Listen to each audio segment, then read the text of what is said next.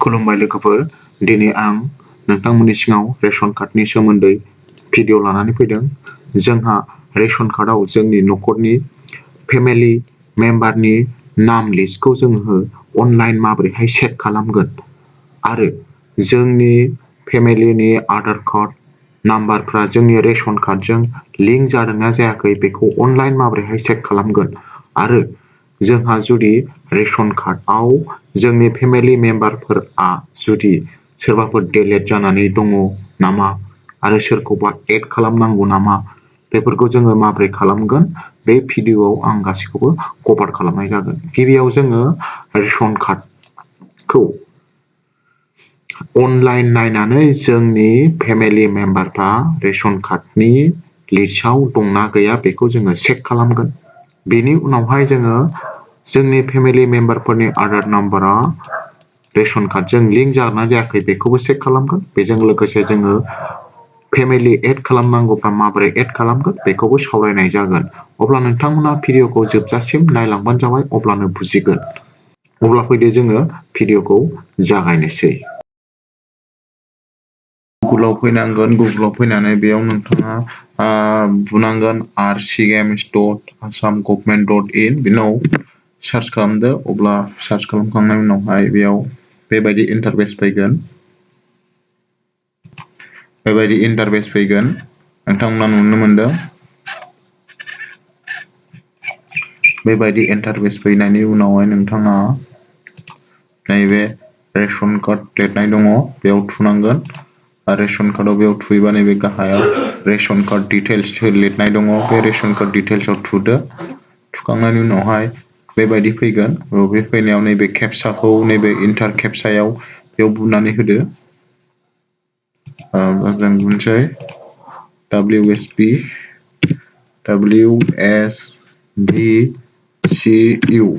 बेबायदि फैबाय। बिनाव नैबेयाव भेरिफाइ खालामदो। भेरिफाइ खालामखांनायनि उनावहाय बेबायदि रिपर्ट फैगोन। दाना बेयाव जोङो बेखौ फारि फारि फिलआप खालामलांदो। गिबियाव जोङो स्टेट आसाम डिस्ट्रिक्ट गावबा गावनि डिस्ट्रिक्टखौ सायख'दो। जोंना बेयाव चिरां डिस्ट्रिक्ट, आं चिराङाव सायख'बाय बेबायदि। बिनि उनावहाय नैबे DFSO माने डिस्ट्रिक्ट फुड साप्लाइ अफिस, बा जोंना अफिसा बबाव दङ चिरां डिस्ट्रिक्ट नालाय चिरां डिस्ट्रिक्ट जइन्ट डाइरेक्टर बेयाव बेखौ होदो। बिनि उनावहाय नैबे TFSO बेयाव सायख'नानै जोंना साब डिभिसना मा काजलगाव, बेनिखायनो बेयाव काजलगाव क्लिक खालामदो। बिनि उनाव दङ नेक्स्ट FPS माने फेयार प्राइस शप, दाना दखाना जोंना बेयाव बबेमोन, बेयाव डिलारनि नामखौ सेलेक्ट खालामनांगौ। डिलारनि नाम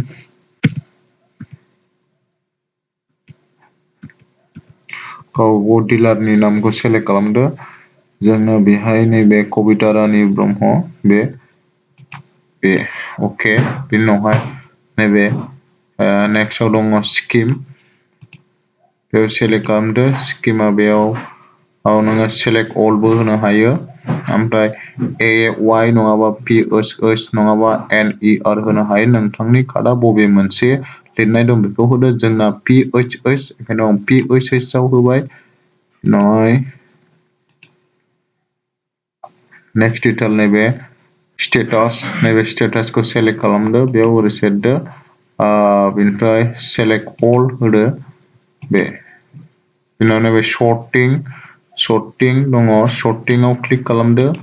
क्लिक खालामनायनि उनावहाय बेयाव होदो। बेयाव ration card wise, member wise नङाबा UID वाइस बिदिबो होनो हायो। जायखिजाया मोनसे सेलेक्ट होनानै नायदो। आं गोजौखौ सेलेक्ट होनोसै। बिनि उनाव RC स्टेटास बेयाव सेलेक्ट खालामदो। बिनि उनाव अल होनसै। उनावहाय रिपर्ट नेम बेयाव चेक खालामदो। बिनि उनावहाय अके होदो। बिनि उनावहाय नैबे नेक्स्ट नैबे भिउ रिपर्ट होननाय दं, बे भिउ रिपर्टआव बुदो। बुबानो जोंनि रेशन कार्डनि फेमिलि डिटेल्सआ गासिबो ओंखारबोजोबसिगोन।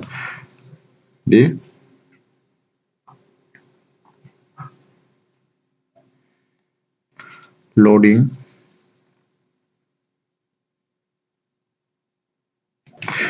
बुखांनायनि उनाव बेबायदि इन्टारफेस ओंखारबोगोन अब्ला गाहायाव नोंथांमोना नायनो हाबाय रेशन कार्डनि फेमिलि डिटेल्सखौ बेयाव फुरा नुजोबनाय जाबाय नोंथांमोना नायनो हासिगोन आरो आधार कार्डआबो लिंक जादोंना जायाखै बेयाव नायनो हासिगोन आरो मबाइल नाम्बार आपडेट बेयाव नायनो हासिगोन नायदो गिबियाव दङ जोंहा नैबे कार्ड नाम्बारनि उनावहाय नैबेयाव दङ सेकेन्डआव नैबे हेड अफ फेमिलिनि नाम रेशन कार्डनि हेड अफ फेमिलिनि नाम बेजों लोगोसे नैबेयाव मेम्बार्स डिटेल्स नाम न'खरनि गासैबो मेम्बारफोरनि नामा बेयाव थाजोबो बिनि उनावहाय ओरैहाय नायबा नुगोन मेम्बार आइडि बिनि उनावहाय मेम्बारनि एज नुगोन ओमफ्राय नैबे आधार नाम्बार इउआइडि नं आधार नाम्बार नैबेनिया मोनसेबो आधार नाम्बारजों लिंक जायाखै बेनिखायनो बेनिखौ बेबायदि गोजा स्टार्ट मार्क होदों मबाइल नाम्बार थागोन रिलेसन थागोन बेबायदि नोंथांमोना नायनो हागोन ओमफ्राय जायफोरना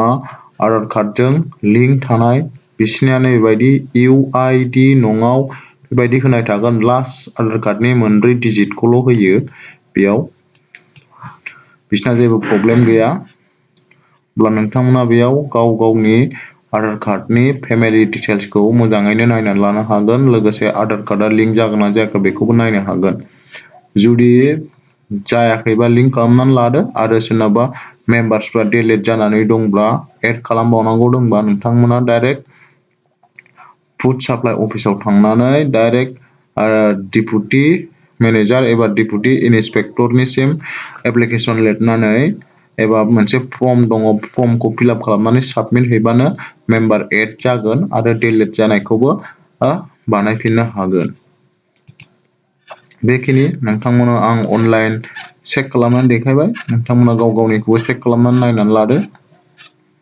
अब्ला बेखिनियावनो दिनैनि भिडिअ'आबो जोब्बाय गोजोन्थों।